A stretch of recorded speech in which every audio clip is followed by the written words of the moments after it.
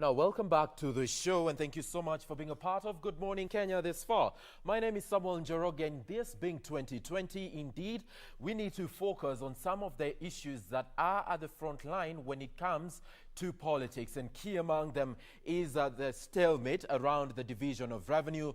We also have the limitation or the revision of boundaries across the country, and all these and much more is what we'd like to start discussing by now. Talk to us, use our social media platform to engage us, and of course, we will make your voice part and parcel of this conversation. Now, kicking us off, let's have a conversation with the Deputy Speaker of the County Assembly of Embu. I'm talking about Honorable Steve Simba, who's joining us live from home. Asante sana Mheshimiwa for joining us. Good morning. Good morning. Thank you very much. Karibu sana. Now, let's kick off with how Embu is able to contain the spread of COVID-19 this far. Thank you very much, Sam. Let me start by greeting and saying hi to our viewers and good morning. In Embu County, we are doing well. Currently, I'm privileged to chair the budget committee that we are trying to distribute and to allocate funds to different areas that we believe can assist our county to move forward, and especially fight against the COVID-19.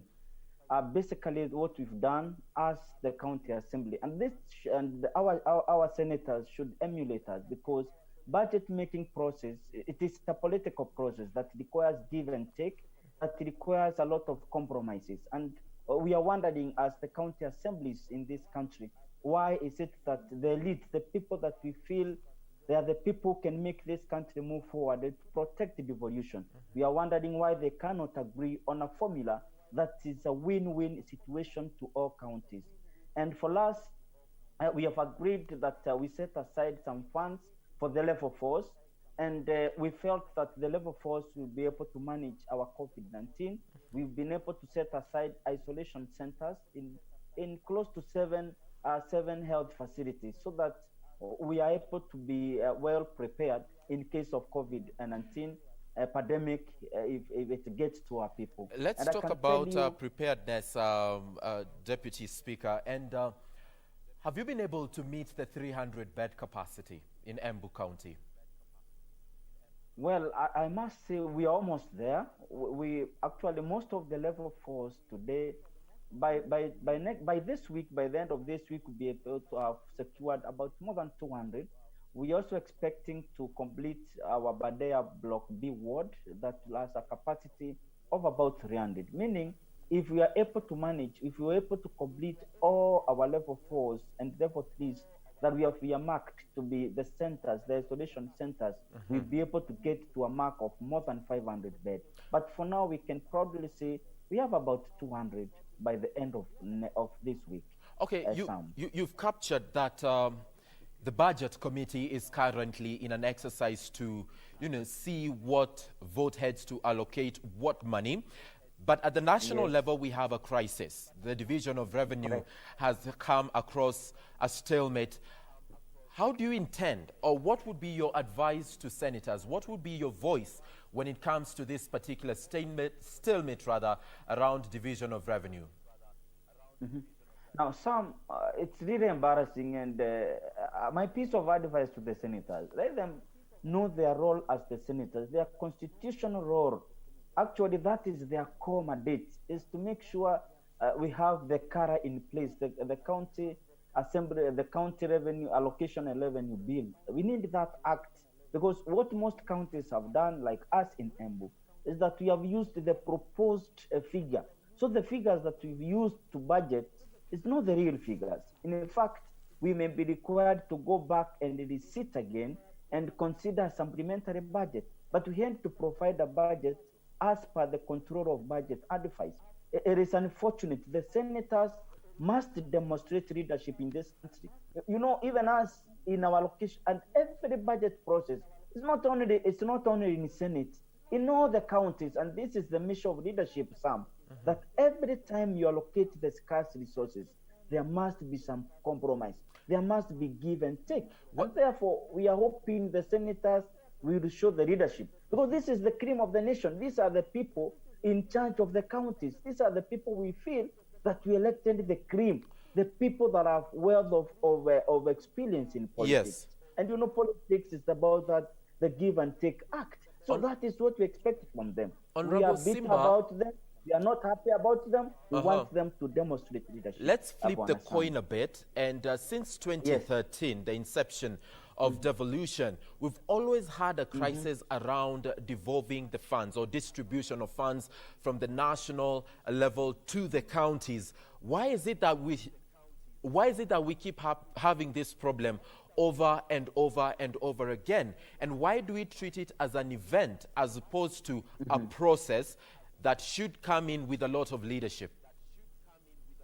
I remember last time we had to demonstrate to Nairobi. I remember I was in the crew and the demonstrators that we marched up to the Supreme Court because of the figures. And one of the major problems is that the political competition. I'm telling you, the reason why there's always a crisis is because of politics.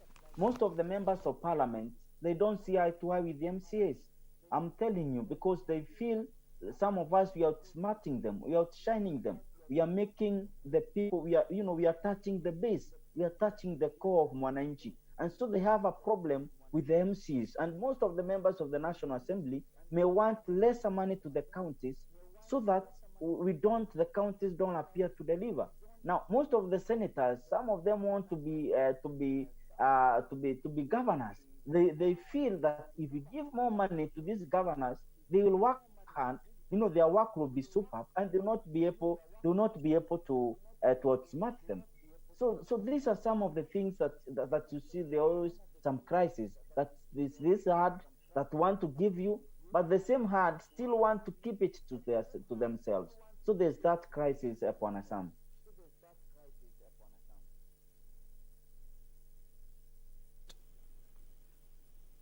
Sorry?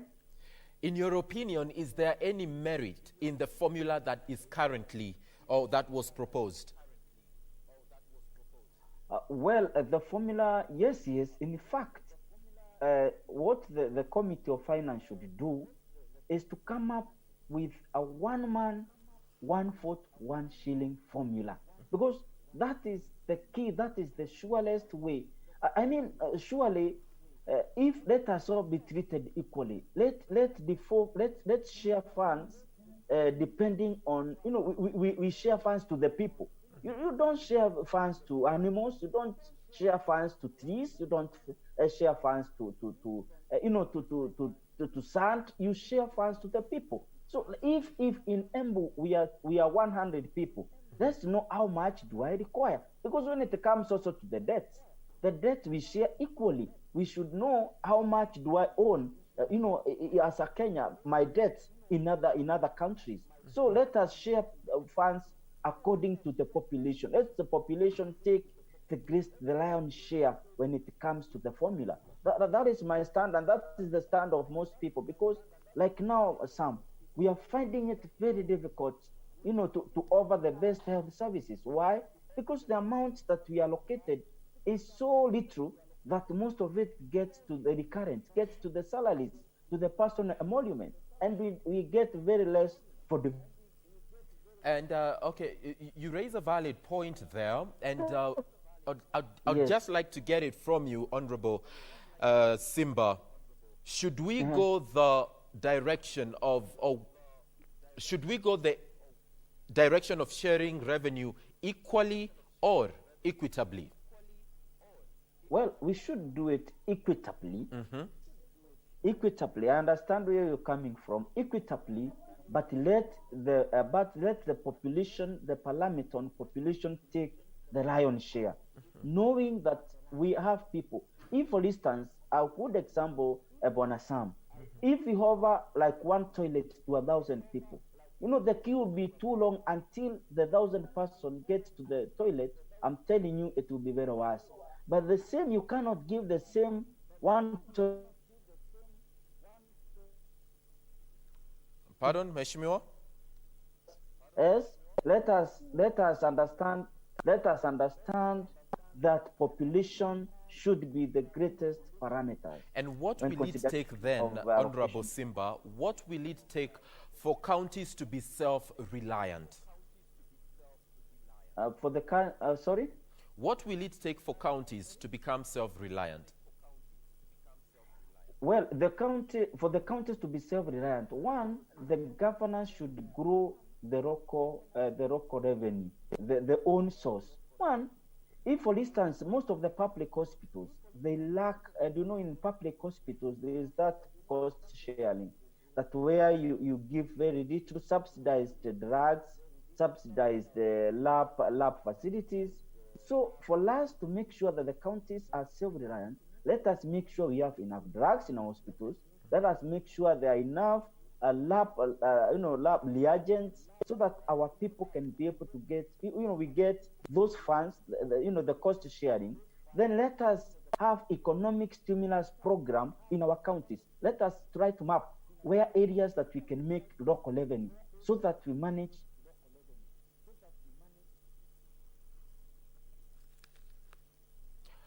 generate enough funds for our people, so that we also counties don't rely so much on the national government, Sam.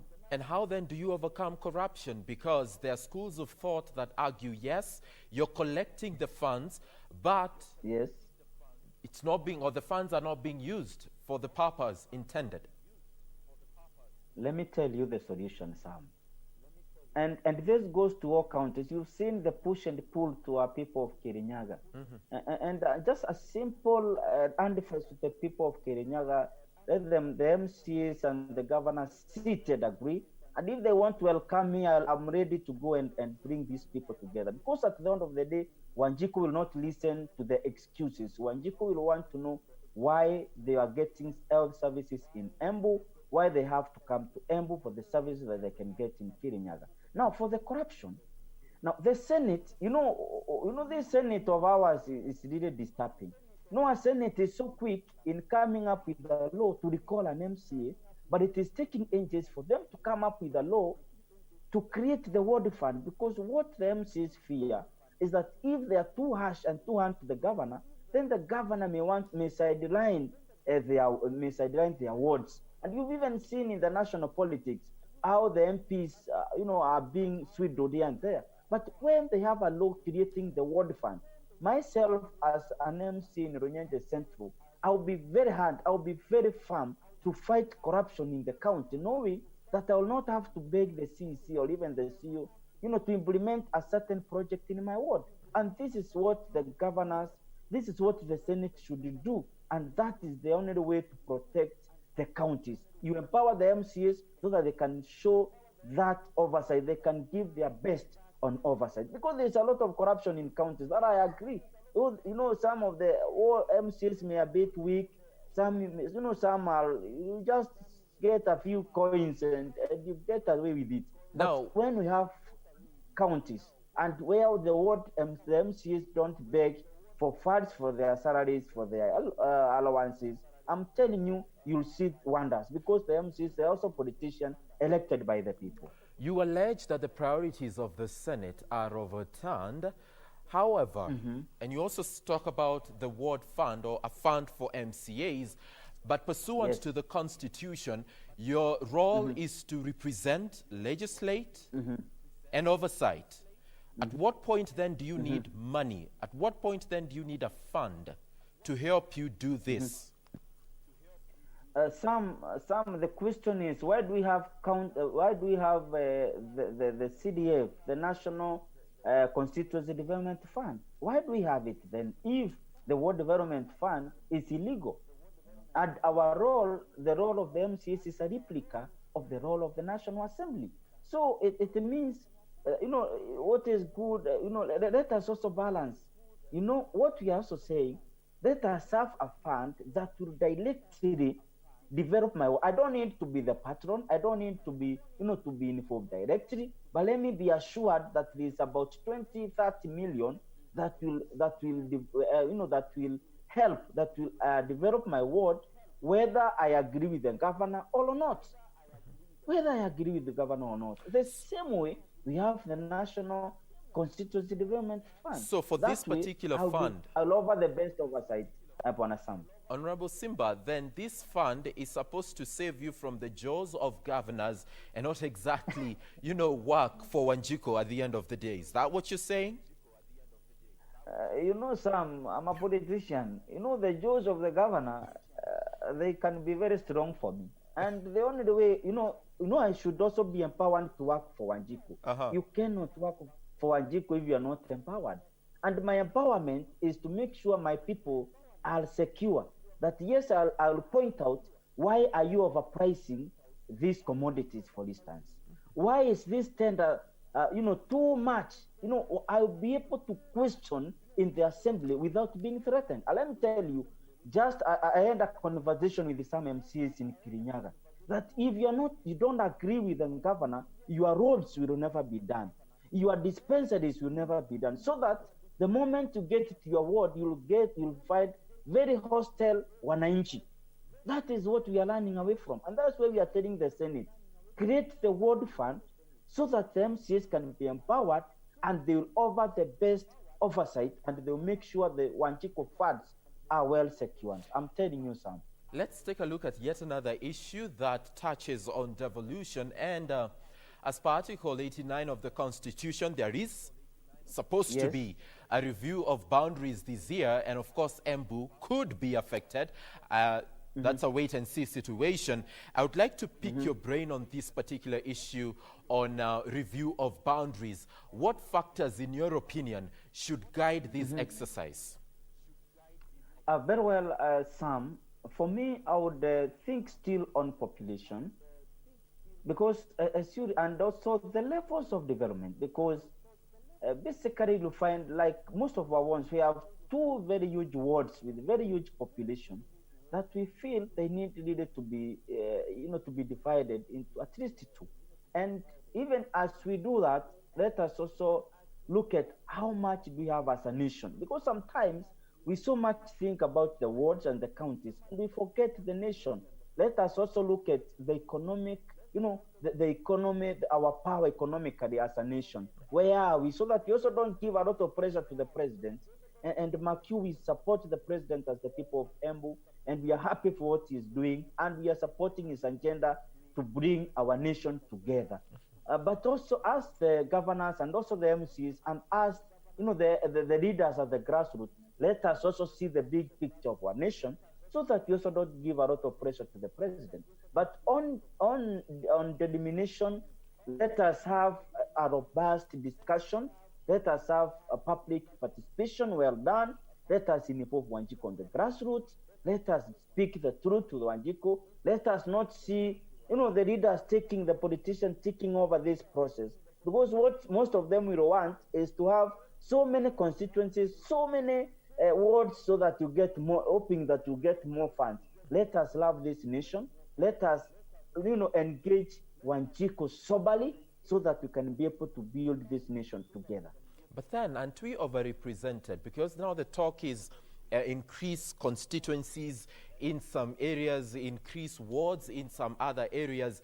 Aren't we already overrepresented? I agree with you, we are. But you see, coming up with another word doesn't mean you don't have to have an MCA. We can decide, yes, we have these wards as unit of development, but still have one MC in a constituency.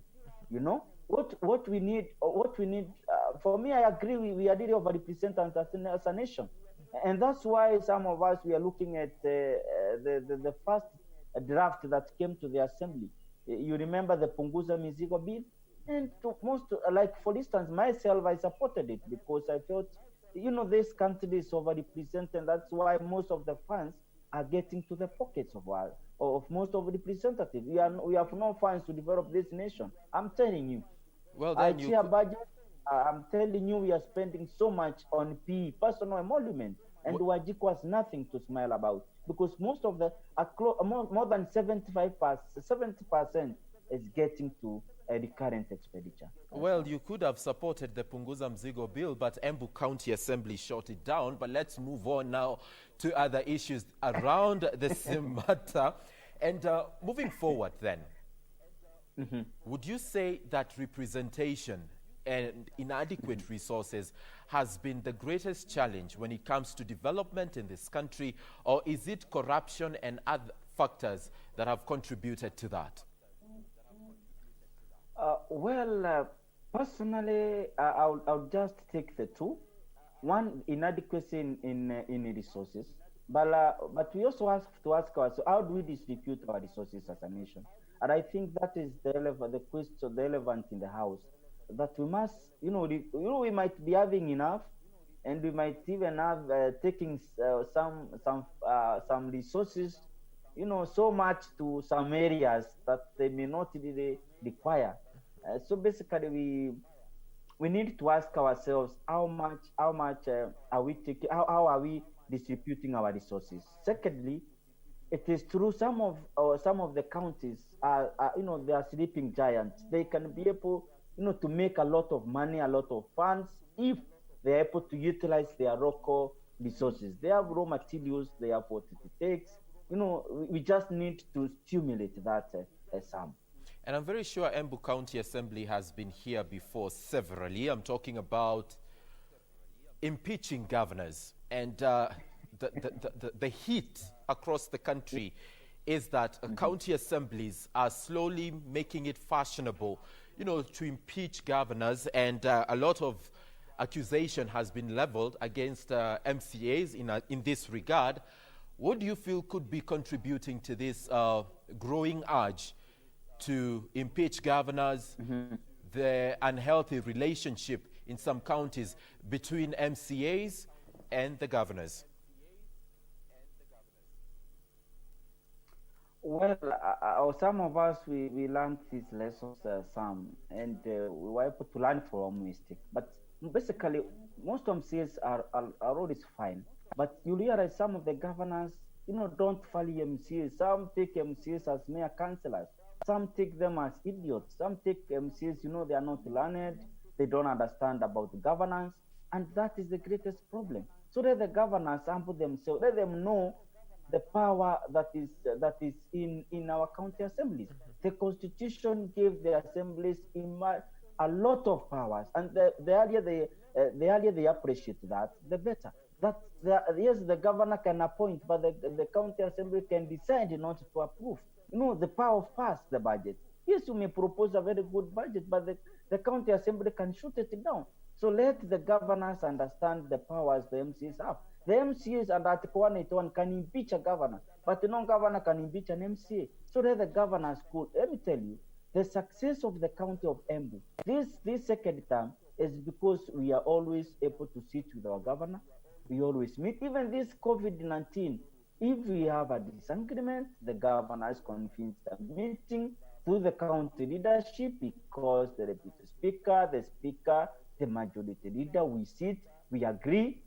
That is the way to go. Let the governors have a time to speak and to discuss matters about their county. They only put, especially the elected MCs. Let them elected MCs always have time with the governors, because these are the politicians in the county and decide the future of the counties. What were Shimiane, huh? What were Shimiane, Sam? So I remember a couple of years ago, you and I had a conversation about the state of Embu County. And at that particular point, you raised a concern around roads and the revival of agriculture. Maybe you can let us know how far those issues have been tackled, if at all they have been. Yes, Sam.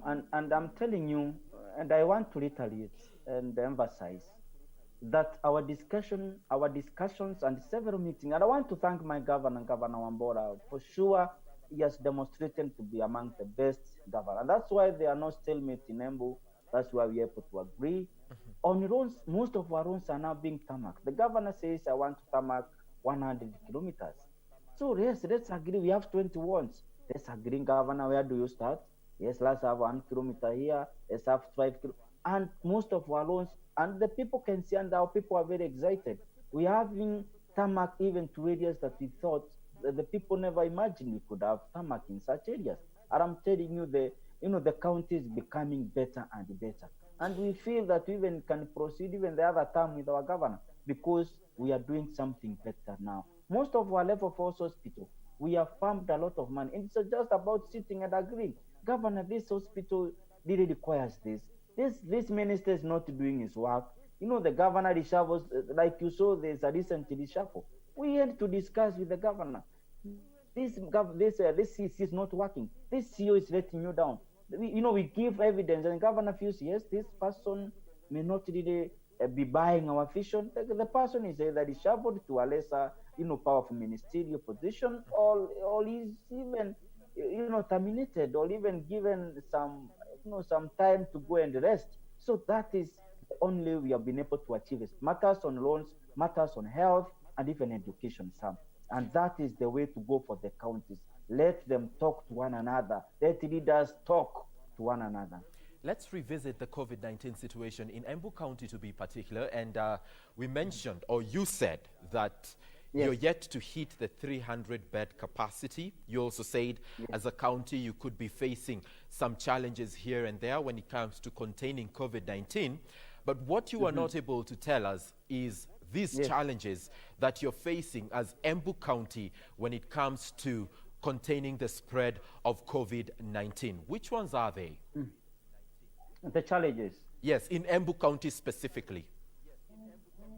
Very well. The challenge is that, the more than 340 beds is not very easy, considering that we still hand, other elements, and we still have our people. The COVID-19 did not mean that our people will not get sick or not get sick on other diseases. But we had to create, to come up with a formula.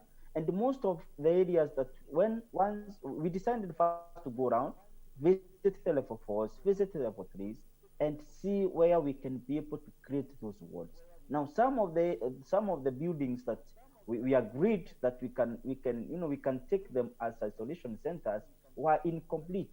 So the challenge was to complete them, and that's why most of our med soaps and even Embu level 5, we are doing anything possible. In fact, they are working 24 hours to make sure those hospitals are in place, are completed and well funded. In fact, we have so many beds as we speak. The governor has been able to really lobby for beds from the development partners and from the people, our friends and people of Embu.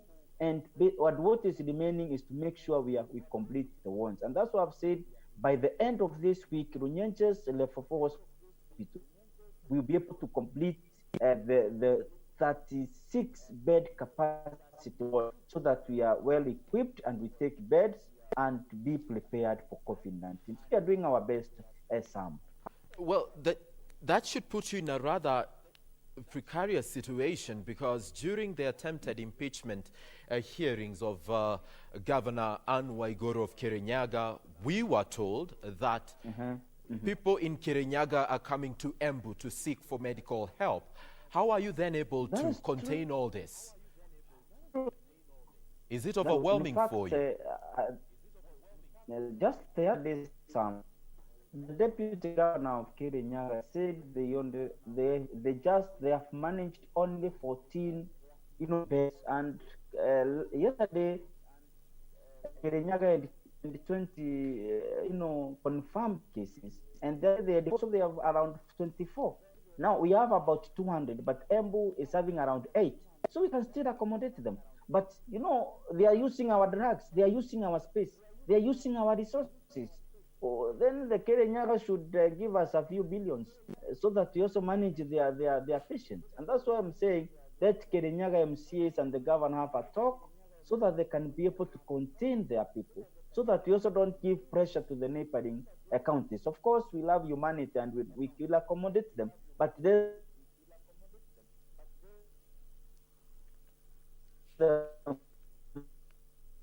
Andas County, Sam. All right, I don't want to put you in a political turf between you and your counterparts in Kirinyaga. I have a feeling they'll be addressing the press at 2 p.m. today. No, Sam. Sam, we are ready to assist them. Yeah? Yeah, we are ready to assist them, Sam. Our neighbors, if they have a problem, we also have a problem. So let's come back now to Embu County and talk about even some of the issues that also was sort of let me call it a challenge during last year, no, the last general election we had. There was talk about uniting Embu, the talk about making sure that all the clans in Embu are reading from the same script. How far have you come with that? Some, our people always united. I'm telling you, there are no clans and there are no, tribes in Embu that fight each other. Are they united at the ballot? The people, no, the people who define them are the politicians. Because if I want to create, to get some political mileage, a political advantage, I'll just try to, separate people, define people, and show them how we are being fought, how we are not, we are not valued, so that I can get, a walk in that political journey. You get it very easy when you tell people how we are, nobody want to see us.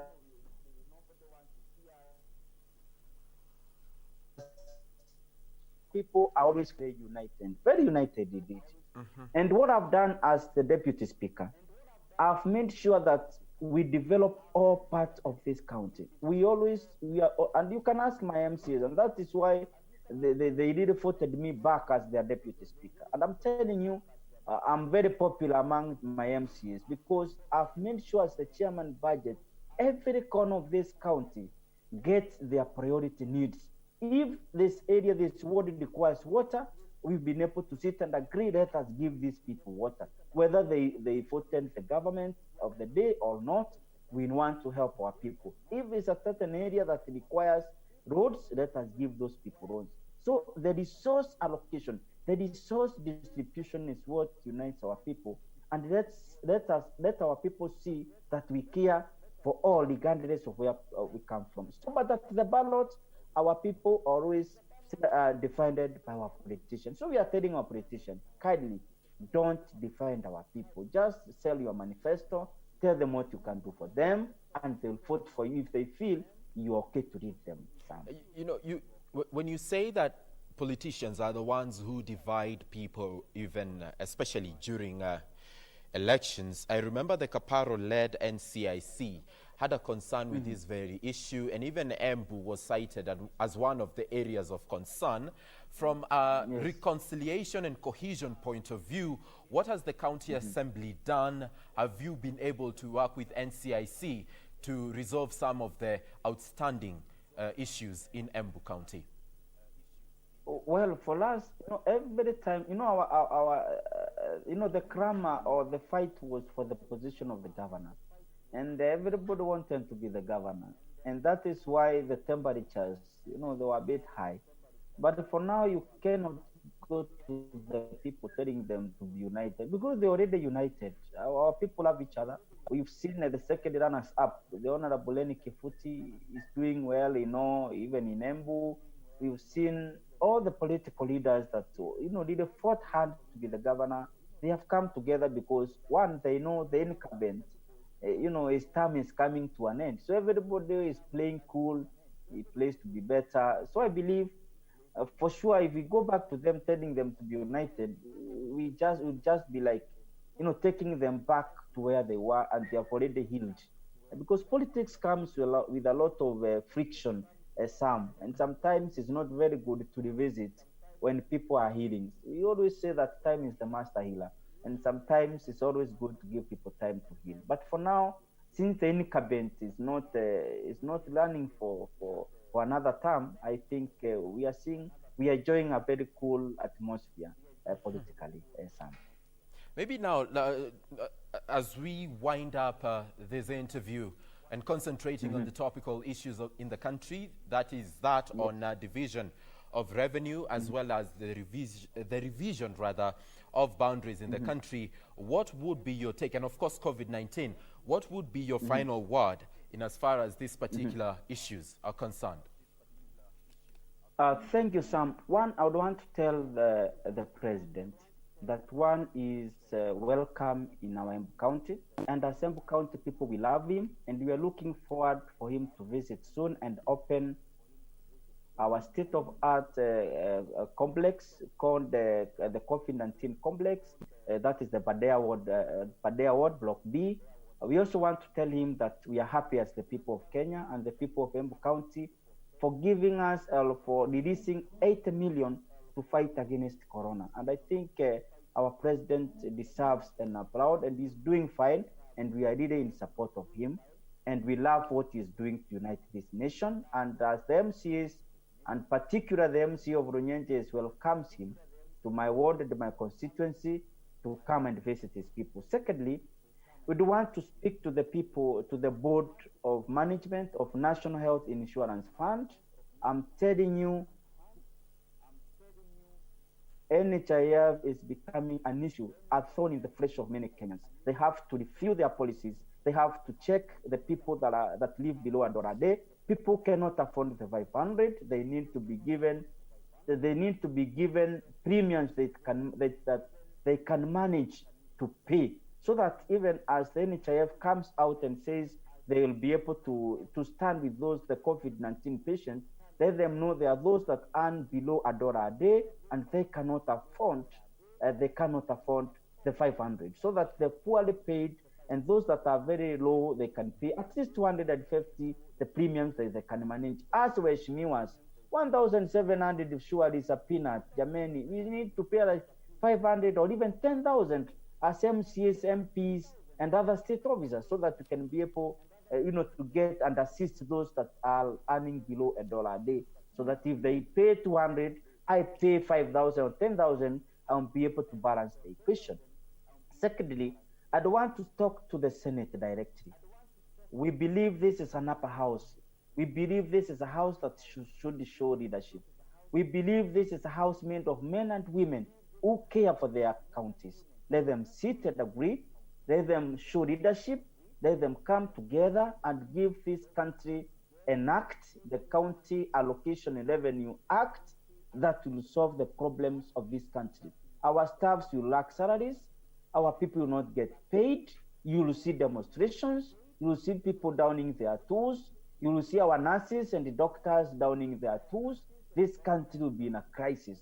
Let them show leadership so that we can be able to move this country forward. Thank you very much, Sam. Well, thank you too, Honorable Steve Simba, the Deputy Speaker of the County Assembly of Embu. Thank you for your time. We wish you all the best in both your present and future endeavors. So that has been Honorable Steve Simba talking about some of the issues that are feeding into politics in the country, of course weighing in on some that have had quite an effect, either positively or otherwise, in Embu County. So that is Embu County. But when we return after the break, we shall be having a look at Machakos County. I will be engaging the County Assembly Speaker, Machakos County. We will be looking into COVID-19, the DORA bill, or the division of revenue so far, and some of the issues that are expected to ensue courtesy of the revision of boundaries pursuant to Article 89 of the Constitution. This is Good Morning Kenya. Thank you so much for watching. We are taking a break, but we'll be back with much more in just a moment.